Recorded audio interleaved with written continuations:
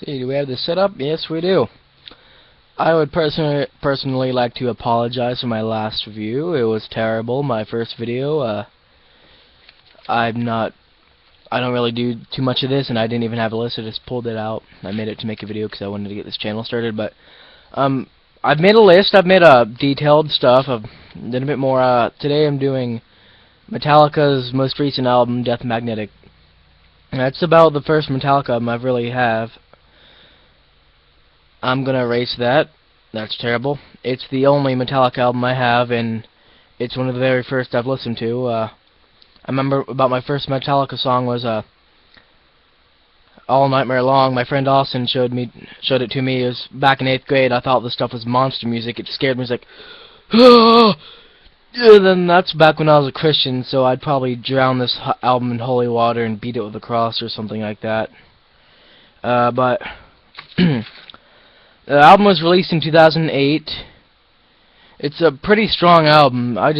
The biggest problem I have with it, and I think a lot of other people have with it, is it's a bit overproduced. It is by Rick Rubin. He is my favorite producer. He normally does good with he's worked with Metallica before. He's worked with my favorite band, the Red Hot Chili Peppers. Just expect a bit more. It's like a kind of a restricted sound in a way. Just overproduced. It's kind of an ear sore in a way. Strong tracks, stuff that I like is That Was Just Your Life, The End of the Line, The Day That Never Comes, The Unforgiven 3, which is just like The Unforgiven 1 and 2, which appears on the Black Album and Reload. There's also All Nightmare Long again and Cyanide. Suicide and Redemption is it's a good song. I just don't see it as like a really strong song, like something that sticks out. I like all the songs in here. It's hard to make a weaker track spot in here, but yeah, My Apocalypse too. I like that song. I just have to find some kind of flaw in this. I mean, there's always going to be a flaw in an album, no matter how perfect it is.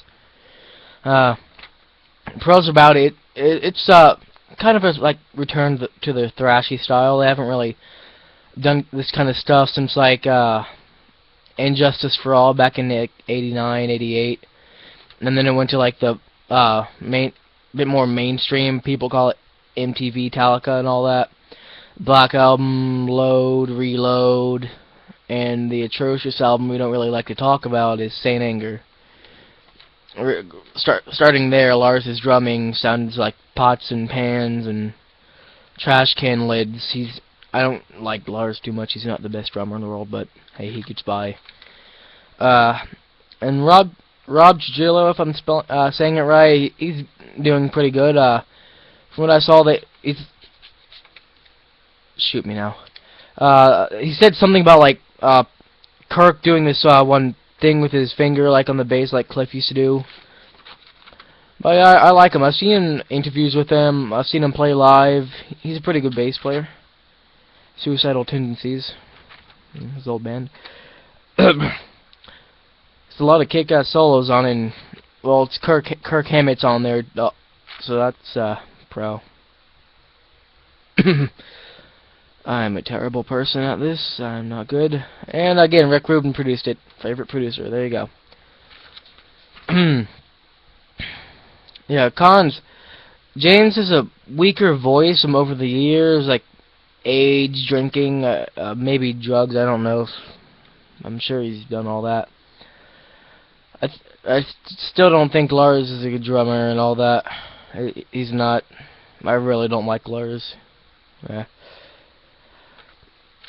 I'm probably gonna get hit by a truck or something by a Metallica fan or something by that, but a big thing I don't like about it is, as much as I like Rob, he kind of fits for this kind of era in their life, or spot in their life. I wish they still had Jason Newsted in the band.